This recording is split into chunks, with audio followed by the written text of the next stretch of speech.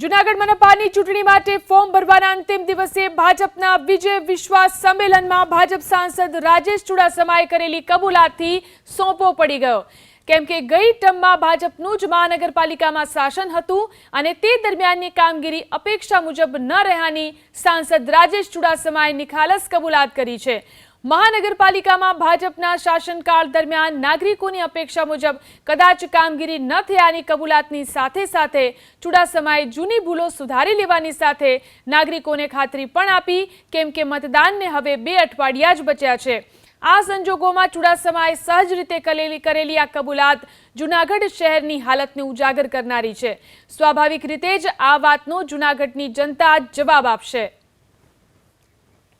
ગયા 5 વર્ષમાં ક્યાંક ને ક્યાંક જૂનાગઢની જનતાની અપેક્ષામાં અમે ક્યાંક ને ક્યાંક કદાચ ખરા ન ઉતર્યા હોય એટલો વિશ્વાસ અપાવું કે ગયા વર્ષમાં જે ભૂલો થઈ હશે એ આવનારા સમયમાં નહીં થાય। જ્યાં કોર્પોરેશનનું કામ હતું એમાં ક્યાંય આપણે આમ જોઈએ તો નીચું દેખાડવાનું કામ કરેલ નથી।